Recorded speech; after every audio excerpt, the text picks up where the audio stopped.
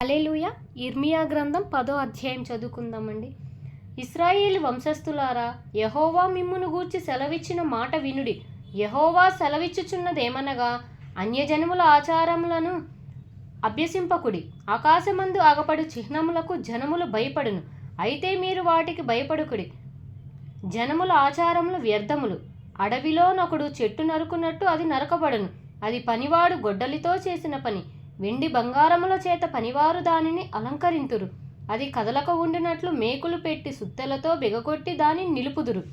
అవి తాటి చెట్టు వలె తిన్నగా ఉన్నవి.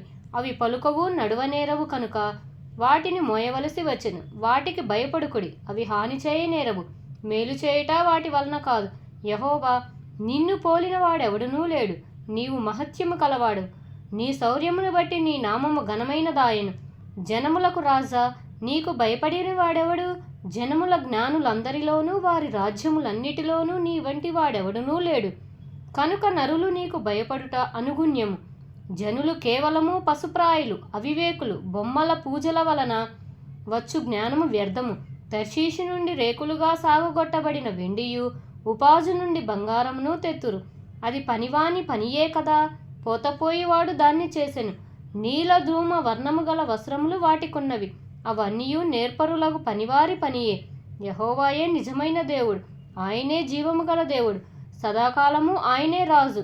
ఆయన ఉగ్రతకు భూమి కంపించును. జనములు ఆయన కోపమును సహింపలేవు.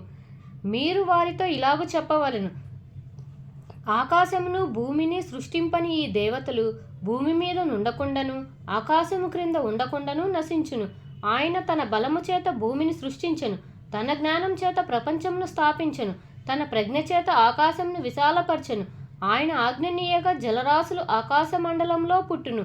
భూమి అంత భాగములలో నుండి ఆయన ఆవిరి ఎక్కజేయును. వర్షము కలుగునట్లుగా ఆయన మెరుపులు పుట్టించును. తన ధనాగారములలో నుండి గాలిని రావించును. తెలివిలేని ప్రతి మనుష్యుడు పశుప్రాయుడు.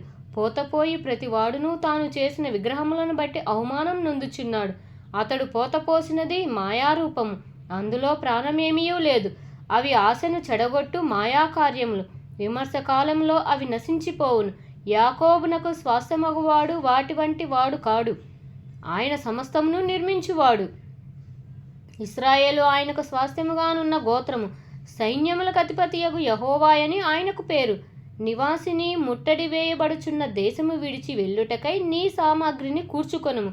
యెహోవా ఈ మాట సెలవిచ్చుచున్నాడు. నేను ఈ వేళను ఈ దేశ నివాసులను విసిరివేయుచున్నాను. వారు పట్టబడవలనని వారిని ముట్టడి వేయించుచున్నాను. కటకట, నేను గాయపడితిని, నా దెబ్బ నొప్పి పెట్టుచున్నది. అయితే ఈ దెబ్బ నాకు తగినదే అనుకొని నేను దాన్ని సహించుదును.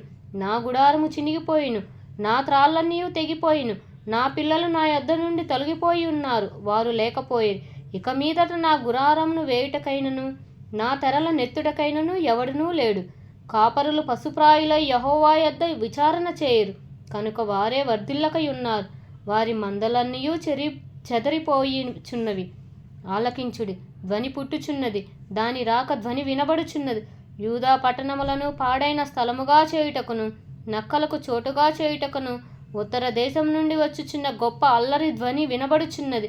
యెహోవా తమ మార్గము నేర్చుకొనుట నరుల వశంలో లేదనియు, మనుషులు తన ప్రవర్తనయందు సన్మార్గమున ప్రవర్తించుట వారి వశంలో లేదనియు నేనెరుగుదును. యెహోవా, నీవు నన్ను బొత్తిగా తగ్గింపకుండునట్లు నీ కోపమును బట్టి నన్ను శిక్షింపక నీ న్యాయ విధిని బట్టి నన్ను శిక్షింపుము.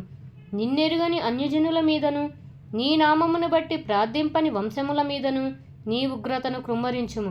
వారు యాకోబును మృంగివేయుచున్నారు, నిర్మూలము చేయవలనని వారు అతన్ని మృంగివేయుచున్నారు. వాని నివాసమును పాడు చేయుచున్నారు.